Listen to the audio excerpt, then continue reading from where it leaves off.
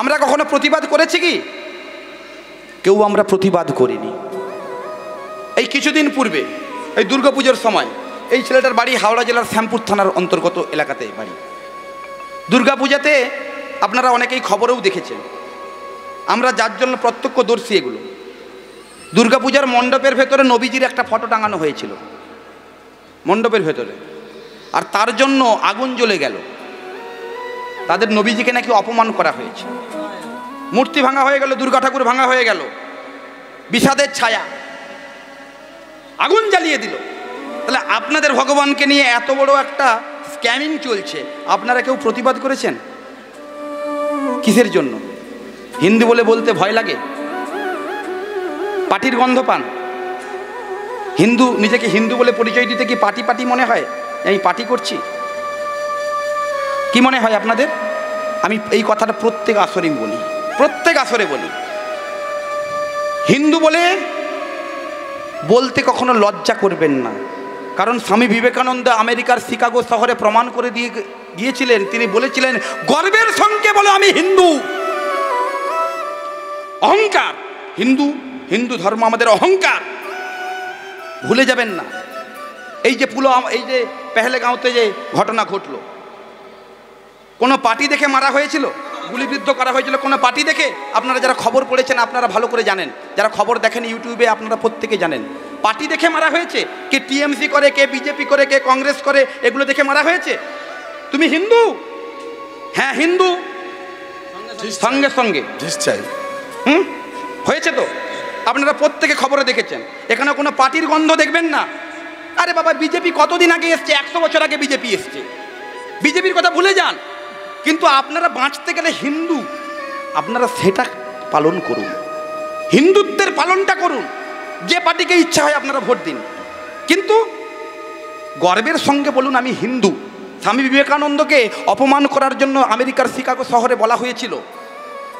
আমেরিকার শিকাগো শহরে যখন স্বামী বিবেকানন্দ বক্তব্য রাখতে উঠেছিলেন, স্বামী বিবেকানন্দকে অপমান করার জন্য, অর্থাৎ হিন্দু ধর্মকে ছোট করার জন্য সেখানে সমস্ত রকম গ্রন্থ সাজিয়ে দেওয়া হয়েছিল, সমস্ত রকমের গ্রন্থ, বাইবেল, ত্রিপিটক, কোরআন, সমস্ত রকম গ্রন্থ সাজানো হয়েছিল। প্রত্যেকটা ধর্মের প্রধান যে ধর্মগ্রন্থ, নিচে রেখেছে গীতা, আর তার উপরে কোরআন, বাইবেল, ত্রিপিটক প্রভৃতি ধর্মগ্রন্থ রয়েছে। এবার মঞ্চে তুলে দিয়ে স্বামী বিবেকানন্দকে প্রশ্ন করা হচ্ছে, বলুন তো স্বামীজি, সব থেকে কোন ধর্ম শ্রেষ্ঠ? কোন ধর্ম সব থেকে শ্রেষ্ঠ? স্বামী বিবেকানন্দ নরম সুরে করজোড়ে করে সকলের কাছে বললেন যে বিচার তো আপনারাই করে রেখেছেন। একবার তাকিয়ে দেখুন আপনারা যে গ্রন্থগুলো সাজিয়ে রেখেছেন, দেখুন সবার নিচে রয়েছে গীতা, তার উপরে রয়েছে যত ধর্মগ্রন্থ। আমি যদি আমার গীতাটাকে একবারে টেনে নিই, সমস্ত ধর্মগ্রন্থ হুড়মুড়িয়ে পড়ে যাবে। সবার উপরে রয়েছে আমাদের সনাতন ধর্ম, আদি ভিত, সেটা যদি সরে যায় সমস্ত ধর্মগ্রন্থ হুড়মুড়িয়ে পড়ে যাবে। আমি বারবার বলবো আপনাদেরকে, গর্বের সঙ্গে বলুন আমি হিন্দু। যে পার্টিকে ইচ্ছা ভোট দিন, আপত্তি নাই, কিন্তু হিন্দুত্বের যারা অপমান করে, সনাতন ধর্মের যারা অপমান করে, তাদের বিরুদ্ধে রুখে দাঁড়াতে কখনো ভয় পাবেন না। কারণ এই যে আমরা কীর্তন করতে আসছি, আমি তো চিন্তা ভাবনা নিয়েই নিয়েছি যে প্রত্যেক আসরে 3 ঘন্টা কীর্তনের মধ্যে আধ ঘন্টা অন্তত হিন্দুত্বের প্রকাশ করব।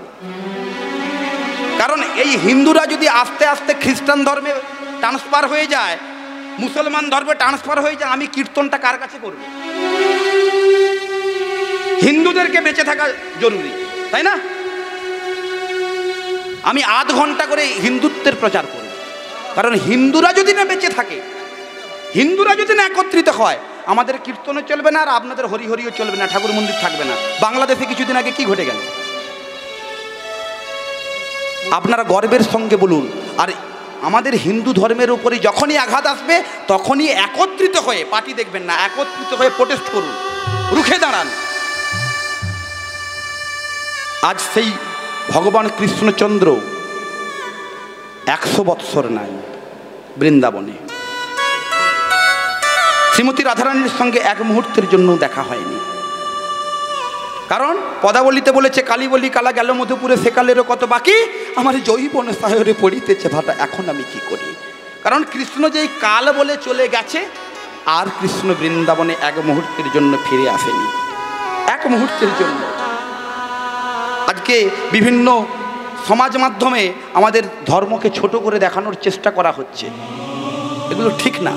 খুব কষ্ট হয়, হৃদয়ে খুব লাগে, বুকে সেল বেঁধে। আপনাদের কি হয় জানি না, কিন্তু আমাদের বুকে লাগে, কষ্ট হয়। আজকে অনেক কষ্ট, রাগের কথা আমি আপনাদের কাছে আমি প্রকাশ করলাম। খুব কষ্ট হচ্ছে, পৈতা দেখে মারা হচ্ছে, কত কষ্ট জানেন, কত নৃশংসতা। আজকে সেই গোবিন্দ বৃন্দাবনে নেই, 100 বৎসর নেই। আচ্ছা বলুন তো মা, যেই রাধারানী কৃষ্ণকে ছেড়ে এক মুহূর্ত থাকতে পারতেন না, সেই রাধারানী আজ 100 বৎসর কৃষ্ণকে ছেড়ে আছে, নয়নের জলে ভেসে যাচ্ছে। কোন অভিশাপ, কোনো পাপ করেছিল শ্রীমতী রাধারানী? মায়েরা এইদিকে, এইদিকে তাকান, এইদিকে, এইদিকে, ওদিকে না, আমার দিকে, অন্যদিকে না। রাধারানী কি কোনো পাপ করেছিল? শ্রীমতী রাধারানী হলেন অভিশপ্ত।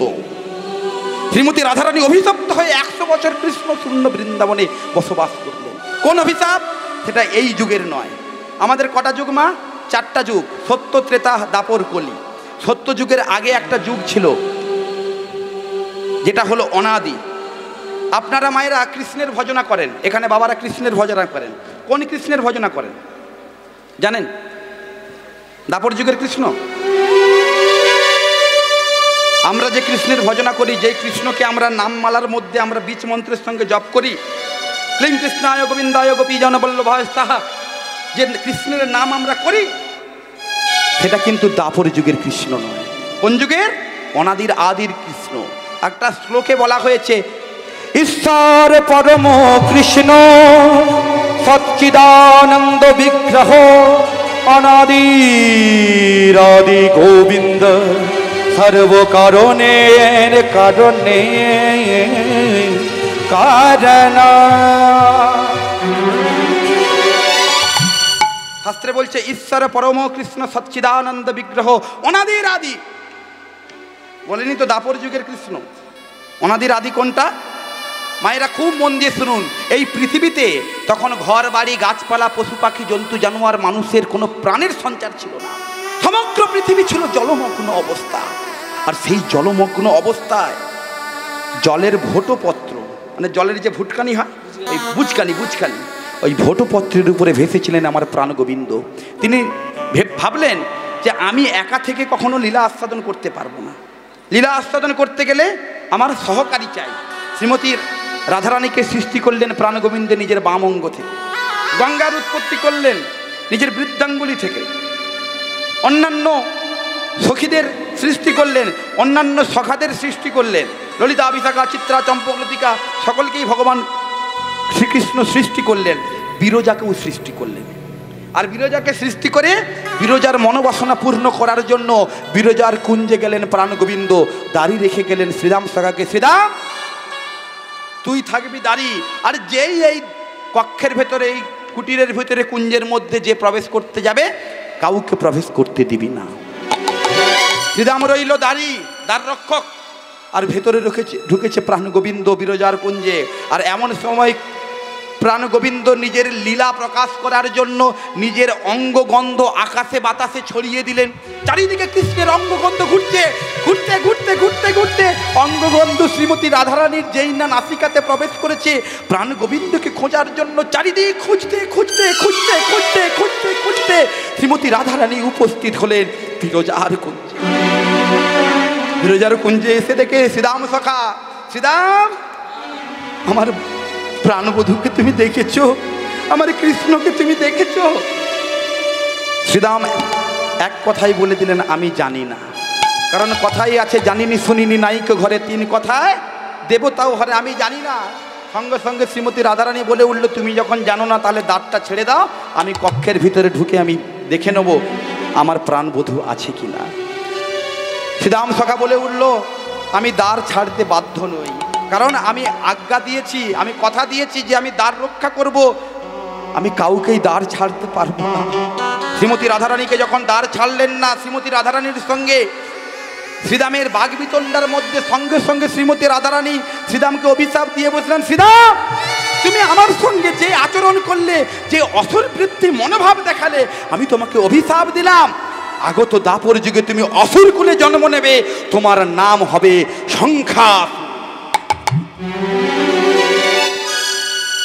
সঙ্গে সঙ্গে শ্রীমতী রাধারানীর চরণে আছাড় খেয়ে পড়েছে শ্রীরাম। ও গো রাধে গো, ও গো প্রেমময়ী কৃপাময়ী, শুনেছি তুমি নাকি প্রেমময়ী কৃপাময়ী দয়াময়ী, তুমি আমায় কৃপা করো, আমি আজ্ঞা পালনের জন্য এ কাজ করেছি, তুমি আমাকে অভিশাপ করলে, অভিশাপ তুমি ফিরিয়ে নাও। শ্রীমতী রাধারানী মুখটা ঘুরিয়ে নিলেন, কোনোভাবে অভিশাপটা ফিরিয়ে নিলেন না। সঙ্গে সঙ্গে ক্ষিপ্ত হয়ে গেছেন শ্রীরাম। শোনো রাধে, হতে পারো তুমি কৃষ্ণের প্রাণবল্লভা, কিন্তু আমিও কৃষ্ণের বন্ধু। আমি যদি কৃষ্ণকে একদিনের জন্য, এক মুহূর্তের জন্য আমি ভালোবেসে থাকি, আমিও তোমাকে অভিশাপ করলাম। যে কৃষ্ণকে এক মুহূর্ত দেখে তুমি না দেখে থাকতে পারো না, সেই কৃষ্ণ ছাড়া বৃন্দাবনে তোমাকে 100 বছর কাটাতে হবে হবে হবে। বিদায় গৌর হরি হরি হরি বল। 100 বছর সেই অভিশাপ। কত বছর শ্রীরাম অভিশাপ করলো? কৃষ্ণকে ছেড়ে 100 বছর কাটাতে হবে। প্রাণ গোবিন্দ একটু পরে দ্বারের বাইরে বেরিয়ে এলো। শোনো রাধে, তোমাদের এইটুকু ধৈর্য নেই, এইটুকু ধৈর্যের অভাবের জন্য। কারণ বাবা, ভক্ত হতে গেলে ধৈর্য থাকা জরুরি। এই যে মায়েদের ধৈর্য নেই, কোমরের ব্যথা করছে, এই যে উঠে গেছে, এই যে উঠছে, কোমরের ব্যথা করছে, পায়ের ব্যথা করছে। ভক্ত হতে গেলে আগে ধৈর্য দেখাতে হয়। যার ধৈর্য যত বেশি, ভগবানের প্রাপ্তি তত বেশি। তো শ্রীমতী রাধারানীকে শিক্ষা দিলেন প্রাণ গোবিন্দ, শোনো তুমি আমাকে ভালোবাসো ঠিকই, কিন্তু ভালোবাসার জন্য একটু ধৈর্যের প্রয়োজন আছে। এই ধৈর্যের পরীক্ষা তুমি এ যুগে নয়, আগত দাপর যুগে তুমি ধৈর্যের পরীক্ষা দেবে। এই ধৈর্যের পরীক্ষা দিচ্ছে 100 বছর ধরে। দাপর যুগ এসেছে, শ্রীমতী রাধারানী ললিতা, বিশাখা, চিত্রা, চম্পক, লতিকাকে নিয়ে নিজের কুটিরের দ্বারে 1 বৎসর নয় 100 বৎসর ধরে কাঁদছে, 100 বৎসর ধরে ক্রন্দন করছে। আহা হা হা হা। আচ্ছা বলুন তো মা, এখনকার দিনের প্রেমটা কেমন? আজকে ব্রেকআপ, কালকে আবার এন্ট্রি। ফেসবুকের প্রেম, টুইটারের প্রেম, হোয়াটসঅ্যাপের প্রেম, মিস কলের প্রেম, মেসেঞ্জারের প্রেম। আজকে ব্রেকআপ, কালকে আবার এন্ট্রি নিয়ে নিয়েছে অন্য একজন। আর শ্রীমতী রাধারানীর প্রেমটা কেমন? 100 বৎসর অপেক্ষা, 1 বৎসর নয়, নয়নের জলে ভেসে যাচ্ছে। ললিতা, বিশাখা, চিত্রা, চম্পক, লতিকা বলছে, ওগো রাধে, ওই কৃষ্ণকে তুই ভুলে যা, তোর দশা আমরা দেখতে পাচ্ছি না। নয়নের জলে ভেসে যাচ্ছে প্রাণ। শ্রীমতী রাধারানী ললিতাকে বলছে, শোন ললিতা, তুই আমার সঙ্গে গত একটা নিশি জেগেই তোর এই অবস্থা, কিন্তু আমার অবস্থা দেখ। শ্রীমতী রাধারানী বলে উঠল, তুই একটা নিশি জাগিয়া দে, কত যন্ত্রণা, চোখের এক ফোঁটা জল ঝরাইয়া দে, কত বেদনা। এমন হাজারটা রাত জেগে থাকা, কত চোখের জল, তোরেই ভালোবেসে আমার এমন ফলাফল, শুধু তোরেই ভালোবেসে আমার এমন ফলাফল, ওই কৃষ্ণে ভালোবেসে আমার এমন ফলাফল। শুধু মানুষ হইলে হইতো না, যদি মন না থাকে, ভালোবাসি বলে কষ্ট তুমি দিলে আমাকে। বলো কি লাভ হলো, একে মোরারে আবার মারিলা, ভালোবাসার নামে তুমি অন্তর ভাঙিলা। বলো কি লাভ হলো, এক মোরারে আবার মারিলা, ভালোবাসার নামে তুমি অন্তর ভাঙিলা। নয়নের জলে শ্রীমতী রাধারানী ভেসে যাচ্ছে, আর কৃষ্ণ শূন্য বৃন্দাবনে কৃষ্ণ নেই, আসলে কৃষ্ণ নেই। শ্রীমতী রাধারানী আসলে কৃষ্ণের মতো একটি প্রতিচ্ছবি আঁকলেন মৃত্তিকা উপরে। এইখানে মায়েরা খুব মন দিয়ে শুনুন জায়গাটি। আসলে কৃষ্ণের মতো একটি মূর্তি আঁকলেন। কিভাবে আঁকলেন মায়েরা খুব মন দিয়ে এই পদাবলীটি আস্বাদন করুন। আর শ্রীমতী রাধারানী প্রাণ গোবিন্দের মূর্তি আঁকছে, কোন জায়গাটা আঁকলো না, কোন জায়গাটা আঁকলো না সেই কথাটা আপনারা বলে দেবেন আমাকে এই পদের শেষে। প্রত্যেকে মন দিয়ে পদটা শ্রবণ করুন। হ্যাঁ, আহা কৃষ্ণ কৃষ্ণ বলি কাঁদে বাহু তুলি, আমার প্রাণবধূ গেল কোথায়। কৃষ্ণ কৃষ্ণ বলি কাঁদে বাহু তুলি, আমার প্রাণবধূ গেল কোথায়। ও গো মৃত্তিকায় উপরে মূর্তি আঁকিয়া, তার সানি কহি কথা গো, তার সনে কহে কথা। বলো বলো বধূ কথা বলো, আমি অনেক দিন তো শুনি নাই গো। বলো বলো বধূ কথা বলো, এবার আঁকি আসে কোটি। মায়েরা আমার দিকটা একটু ভালো করে দেখবেন। আঁকি আসে কোটি, পরাইল ধটি মানে ধুতি, কত না যতনে প্যারি।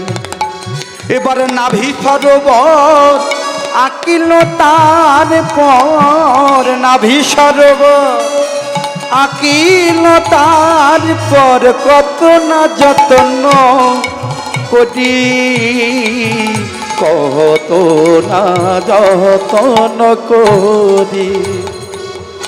এবারে বাহু দুটি আঁকি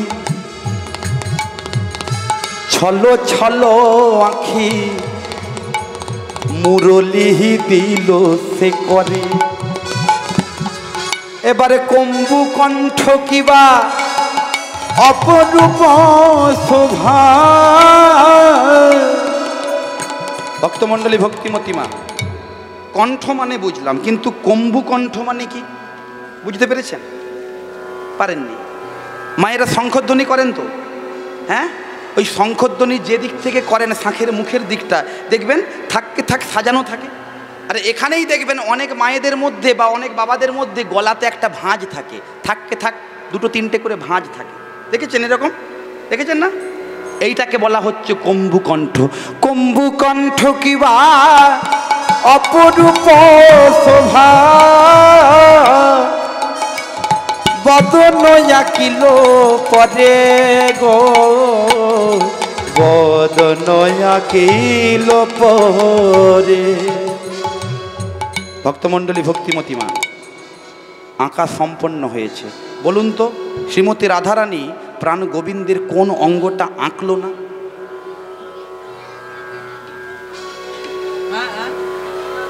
ওই দিকের মায়েরা বলুন তো।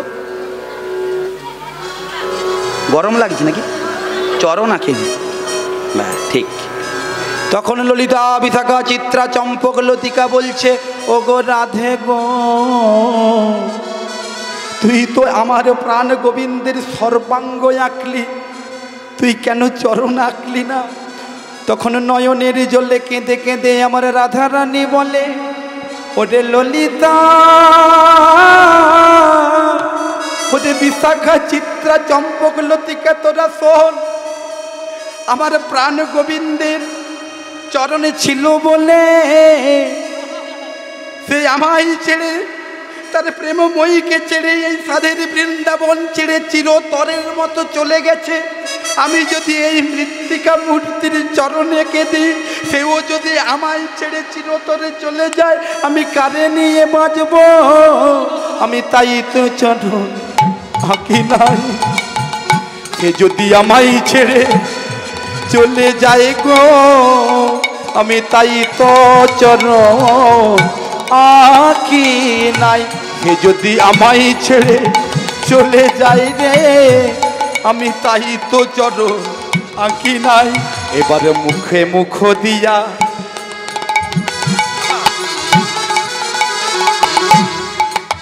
কাঁদিয়া কাঁদিয়া তারে সহনি কহে কথা। ভক্তমণ্ডলী, ভক্তিমতী মা শ্রীমতী রাধারানী প্রাণ গোবিন্দের মূর্তি এঁকেছে মাটির ওপরে। এঁকে প্রাণ গোবিন্দের যে মূর্তিটি যেখানে রয়েছে তার উপরে শ্রীমতী রাধারানী নিজের গালটা রেখে দিয়ে প্রাণ বধূকে আঁকড়ে ধরেছে। ওই মৃত্তিকা মূর্তিকে আঁকড়ে ধরে নিজের বদনটা প্রাণ গোবিন্দের মুখের উপরে রেখেছে। রেখে দিয়ে মুখে মুখ দিয়া কাঁদিয়া কাঁদিয়া তারে সহনি কহে কথা। বলো বলো বধূ কথা বলো, আমি অনেক দিন তো শুনি নাই গো। বলো বলো বধূ কথা বলো, বলে দাসীর কথা কি মনে পড়ে না? এই দাসীর কথা কি মনে পড়ে না? তুমি দাদুকাই রাজা হয়েছ বলে দাসীর কথাও কি মনে পড়ে না? দাসে যদুনাথ কয় ও হে দাসময় আসিয়া দেখো হেথা, আসিয়া দেখো হেথা। তুমি একেবারে সে দেখে যাও না, তোমার প্রেমময়ী কি যে দশা, একবারে সে দেখে যাও। তোমার প্রেমময়ীর বিরহের দশা, দশা বলতে গিয়া ফেটে যায়। প্রেমময়ীর বিরহের দশা বলতে গিয়া ফেটে যায়। প্রেমময়ীর বিরহের দশা তুমি একবারে সে দেখে যাও। যাস যদুনাথ কয় ও হে রসময় আসিয়া দেখো হেথা, আসিয়া দেখো হেথা।